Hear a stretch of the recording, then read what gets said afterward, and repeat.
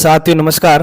हम राजस्थान के प्राचीन राजवंशों में चौहान राजवंश के बारे में पढ़ रहे थे और अब तक की 2 कक्षाओं में हमने चौहान राजवंश से जुड़े मूल स्थान, उनकी उत्पत्ति से जुड़े सिद्धांत, चौहानों की जो राजपूताना विभिन्न शाखाएं थी उन शाखाओं के प्रमुख स्थान और जो सांबर के चौहान थे जिनके मूल पुरुष हम चाहमान को मानते हैं और जहां प्रारंभिक शक्ति का उनका प्रारंभ जो हुआ है वासुदेव चाहमान से हुआ है।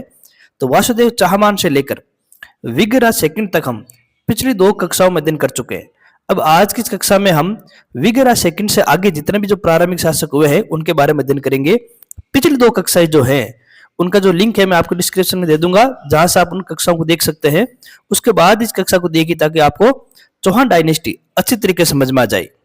विग्रह सेकंड के बाद में आपके जो अगले शासक आए हैं वो है दुर्लभराज सेकंड। दुर्लभराज सेकंड को इतिहास में दुर्लभ मेरु नाम से जाना गया है। दुर्लभ मेरु का अर्थ होता है वह शासक जिसकी आज्ञा का कोई उल्लंघन न किया जा सके।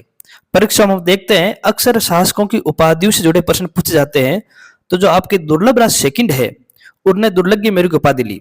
अब देखिए इनकी उपाधि से एक बात पता लग रहा है कि वे शासक जिसकी आज्ञा का कोई उल्लंघन न कर सके। इसका अर्थ ये हुआ कि जो दुर्लभराज सेकंड शासक है ये चौहानों के प्रारंभिक काल के प्रतापी शासक है।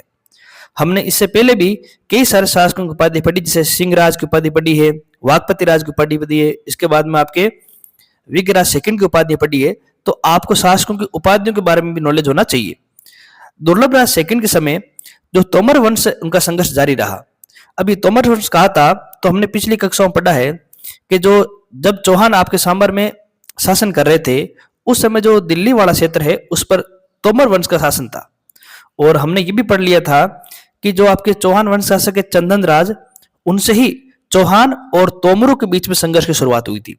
जब चौहान वंश के शासक चंदन राज ने रुद्र को पराजित किया और इस एक प्रकार के संघर्ष से हम देखते हैं चौहान और तोमर वंश के बीच के मध्य आपके ये संघर्ष शुरू हो चुका है। और उसी संघर्ष को आगे बढ़ाने का काम आपके सिंहराज ने किया था जब उन्होंने तोमर वंश के शासक लवण को पराजित किया था। अब चंदन राज और सिंहराज ने जिस प्रकार से तोमरों से संघर्ष किया है उसी प्रकार संघर्ष आपके दुर्लभराज सेकंड करेंगे जब वो तोमरों से युद्ध करके रोहतक क्षेत्र, जिसको रसोशीतन भी कहा गया है, जो आधुनिक हरियाणा के आसपास पड़ता है, इस क्षेत्र को उन्होंने जीत लिया।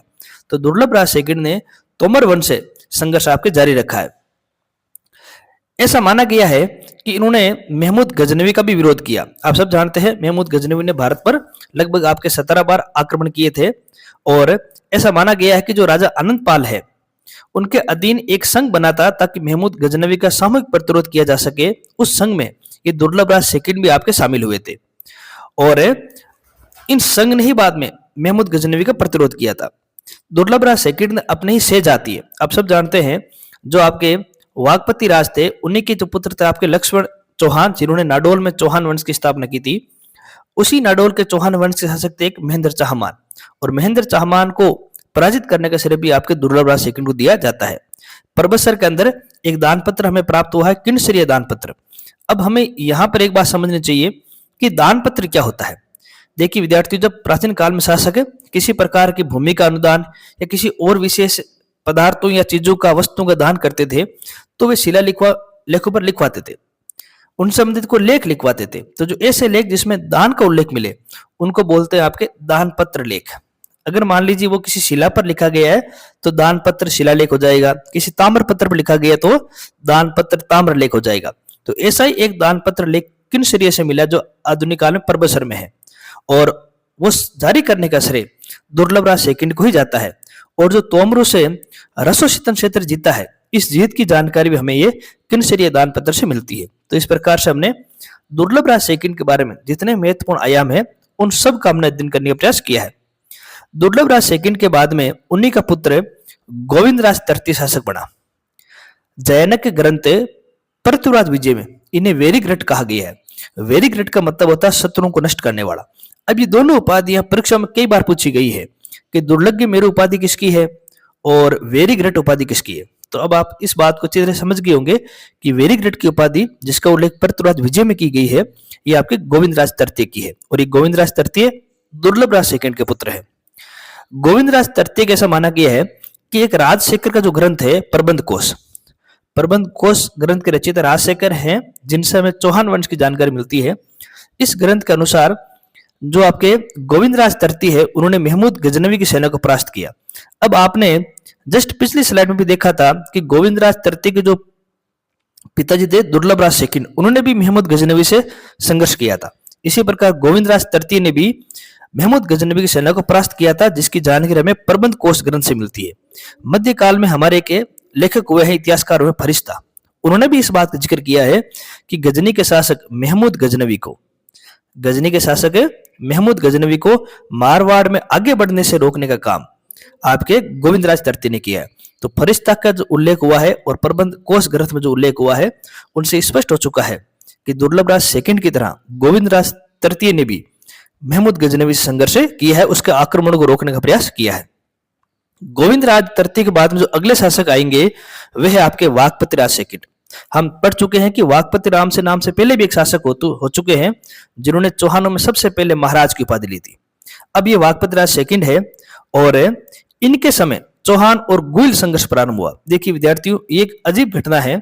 जब हम चौहानों के जो आपके प्रारंभिक शासक पढ़ते हैं, जब वासुदेव चाहमान से बाद में, तो हम देखते हैं कि चौहान प्रारंभ में गुर्जर प्रतिहारों के सामंत थे। वो एक प्रकार के सामंत राजा के भूमिका निभा रहे थे।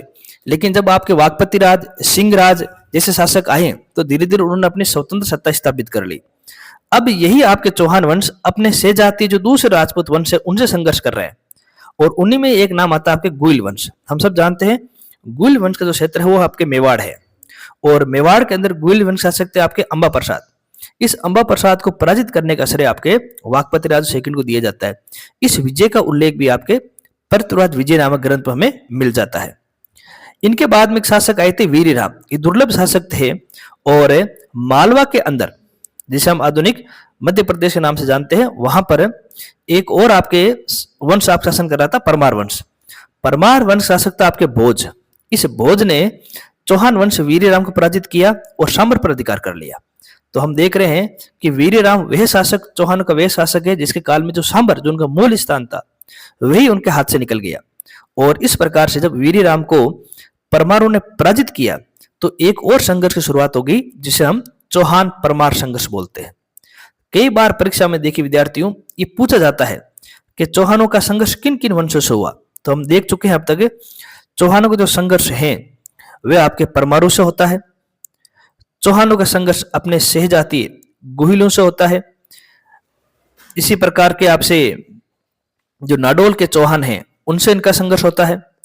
और हम आगे देखेंगे इनका संघर्ष आपके जो गुजरात का जो चालुक्य या सोलंकी वंश है उनसे भी इनका संघर्ष आपके होता है। तो कई बार ये आपके कि एक वंश का आपके संघर्ष किन किन वंशों से हुआ है, इनसे जुड़े भी परीक्षा में प्रश्न पूछ लिए जाते हैं।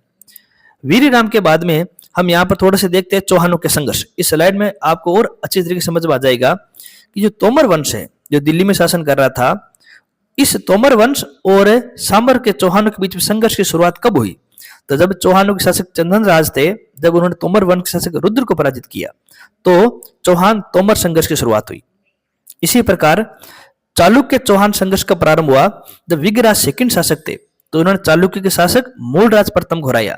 और इस प्रकार से इतिहास में हम चौहान चालुक्य संघर्ष की शुरुआत देखते हैं।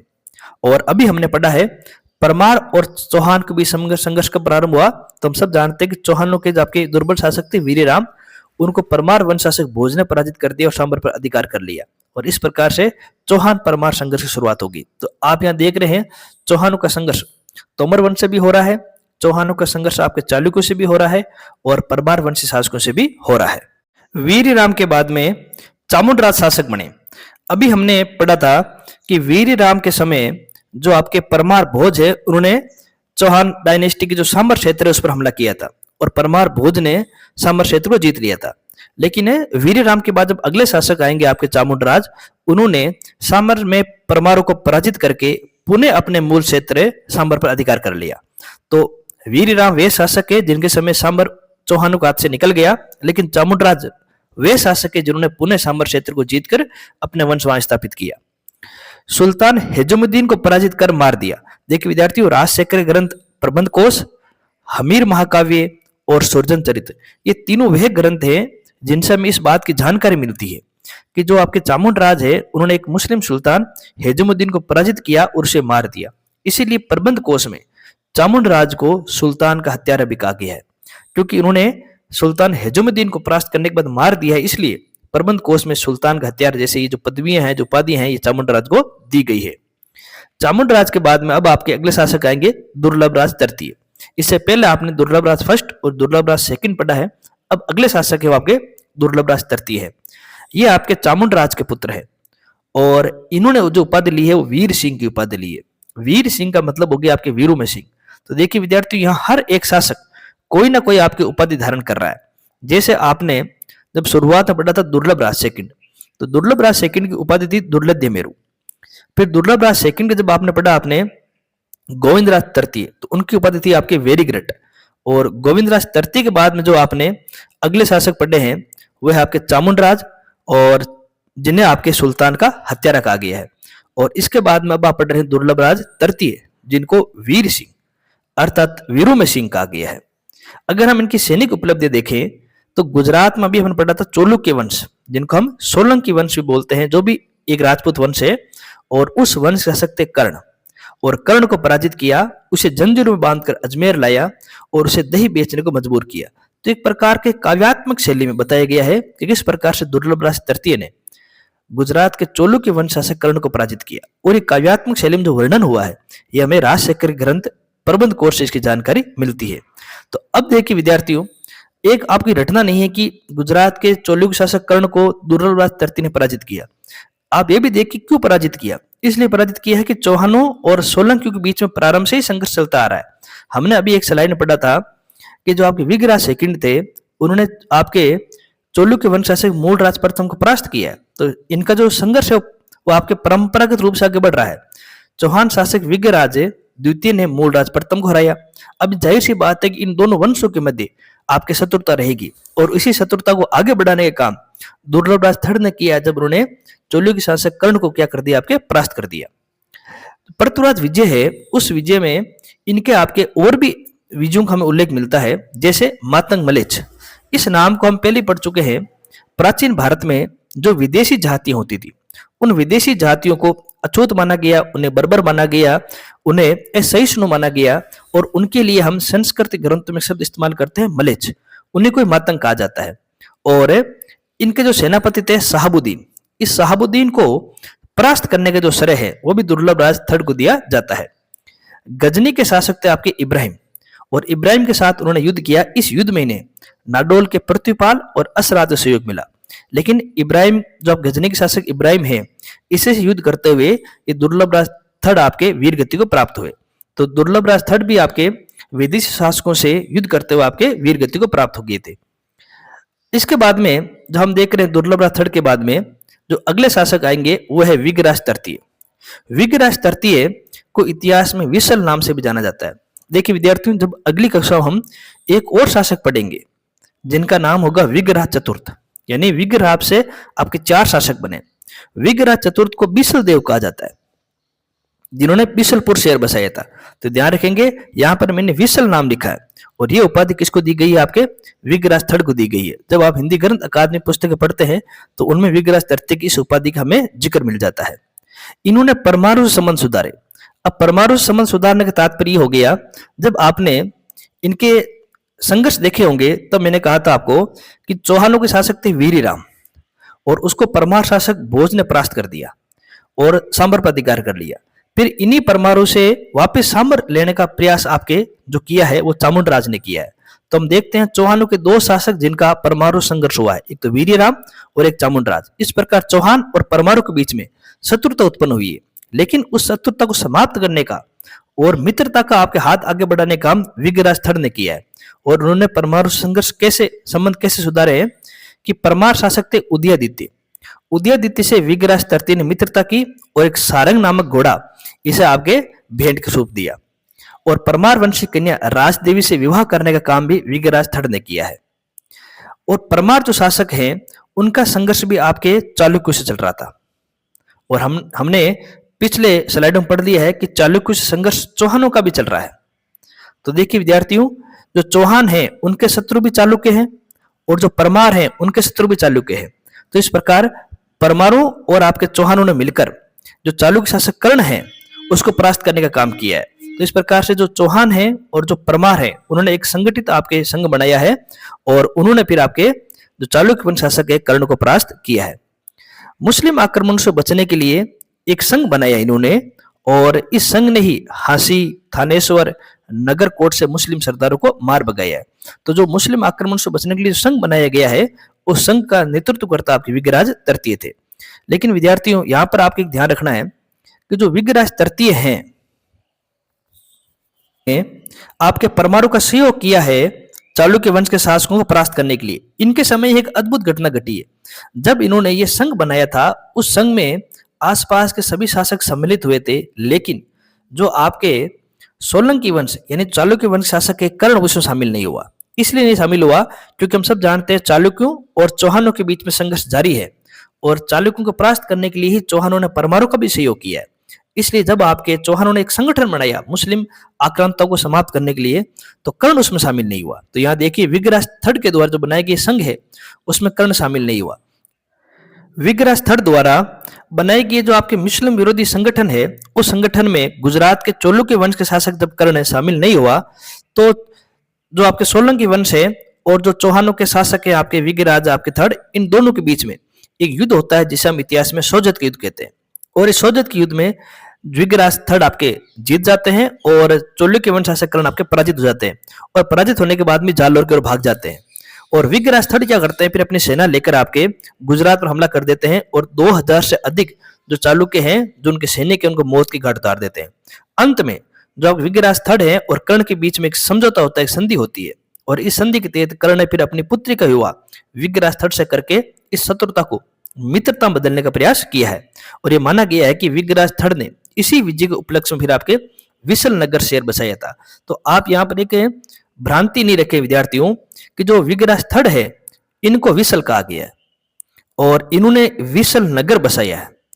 और इन्हीं से मिलता जुलता हम आगे कक्षाओं पढ़ेंगे जो विग्रहराज चतुर्थ है जिनकी हम एक उपाधि देखते हैं, जिनका हम एक नाम देखते हैं बिसल देव, जिन्होंने एक नगर बसाया था बिसलपुर। तो ये दोनों चीजें अलग अलग हैं और आप इन दोनों चीजों को अच्छे से याद करने का प्रयास करें। तो इस प्रकार से हमने जो विग्रहराज थर्ड है उनके बारे में जानकारी करने का प्रयास किया है।